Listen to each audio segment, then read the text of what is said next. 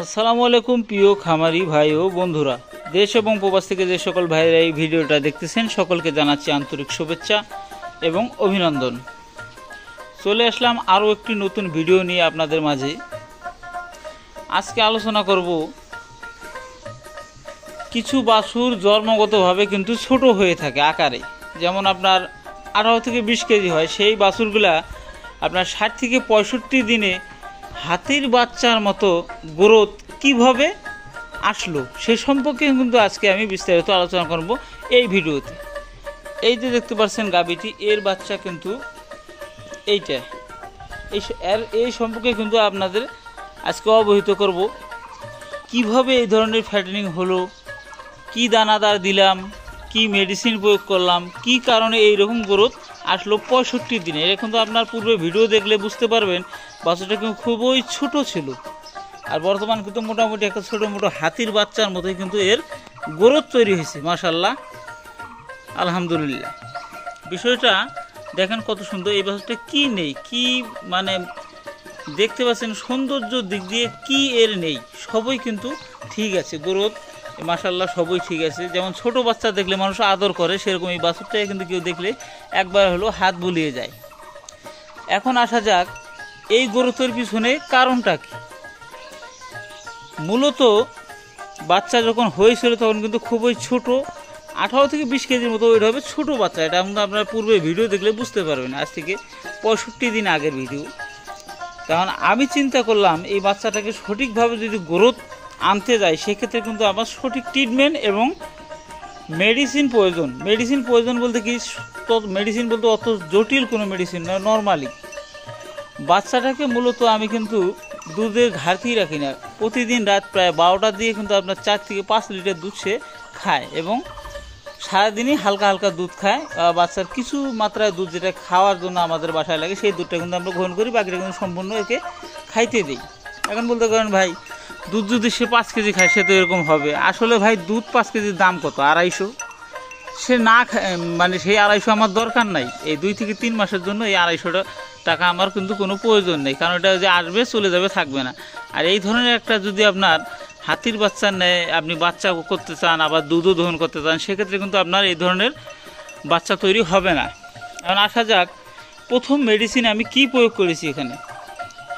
প্রথম মেডিসিন সবচেয়ে জাদুকরী কাজ করবে আপনার বাচ্চার ক্ষেত্রে। যদি সুস্থ সবল বাচ্চা তৈরি করতে চান সেক্ষেত্রে কিন্তু আপনার 15 দিনের মাথায় কিন্তু আপনার কৃমিনাশকটা করে নিতে হবে। নিউট্রাক ভেজ সিরাপ একমি কোম্পানির, এইটা আপনি অন্য কোম্পানিরও খাওয়াইতে পারেন।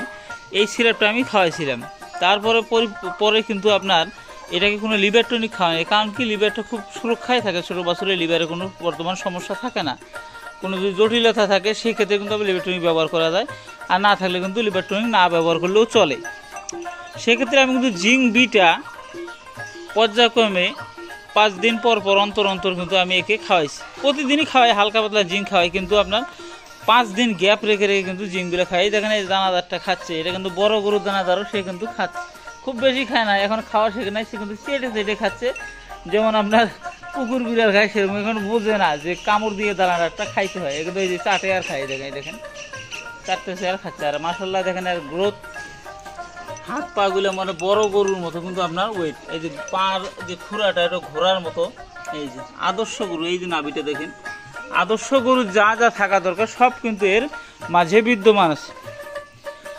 এর মূল এই কারণটাই হলো কিন্তু আমরা দুধ খাওয়াইছি এবং জিঙ্কটা এবং কৃমিনাশকটা সঠিকভাবে ব্যবহার করছি। সেক্ষেত্রে কিন্তু আপনাদের এইরকম একটা বাচ্চা তৈরি করতে কোনো অসুবিধা নাই। যেমন এই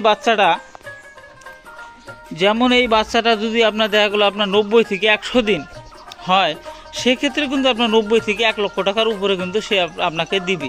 তাতে 250 টাকার দুধ আপনার অত প্রয়োজন নাই, নিয়ে 10,000 টাকার দুধ এসে খেয়েছে।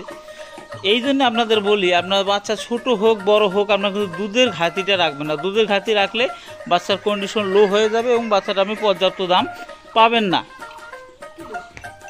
পর্যাপ্ত দাম কিন্তু আপনি পাবেন না এই বাচ্চাগুলো থেকে। সেজন্য কিন্তু আপনার 100 দিন পর্যন্ত নিয়মিত আপনার সুন্দরভাবে কিন্তু আপনি দুধটা খাওয়াবেন এবং দানাদারের পাশাপাশি হালকা হালকা দানাদার খাওয়াবেন। আর দানাদারটা কি, দানাদারটা তো আপনারা আগেই জানেন একে দানাদারটা কি খাওয়ায়।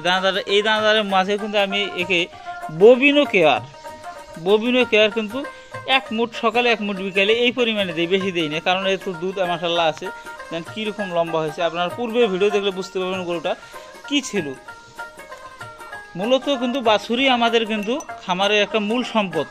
এই সম্পদ রক্ষার্থে কিন্তু আপনাদের এই ধরনের কিছু স্যাক্রিফাইস করে দুধ খাওয়াতে হবে এবং সঠিকভাবে পরিচর্যা করতে হবে। বাছুরটা কিন্তু এ পর্যন্ত আল্লাহর রহম। আবার আরেকটা কথা আপনাদের বলে রাখি, এই ধরনের গরুতের বাছুরকে কিন্তু আপনারা নিম্নত একবেলা হলেও গোসল করিয়ে দিবেন, মাথাটা একটু কম ভেজিয়ে গোসল করে দেবেন। সেক্ষেত্রে কিন্তু আপনার সুন্দরভাবে বেড়ে উঠবে এবং সঠিক পরিচর্যা পাই যে কোনো জিনিস কিন্তু বেড়ে ওঠে। এই জন্য আমি বলি যে আপনারা গরুর আপনারা যে সিমেন্ট দেন, সেই সিমেন্টটা কিন্তু অবশ্যই বুঝে শুনে দিবেন যে এই গরুটা এই সিমেন্ট দিলে এই পার্সেন্টের বাচ্চাটা আসতে পারে। সবাই এই সম্পর্কে জ্ঞান রাখবেন। জ্ঞান রাখলে হবে কি, সঠিকভাবে আপনার খামারটা পরিচালনা এবং কষ্টের উপার্জিত টাকা সঠিকভাবে ব্যয় হবে। কাজেই সকলে দোয়া করবেন আমার জন্য। ভালো লাগলে চ্যানেলটি সাবস্ক্রাইব করবেন, পাশে থাকবেন। ধন্যবাদ। আসসালামু আলাইকুম।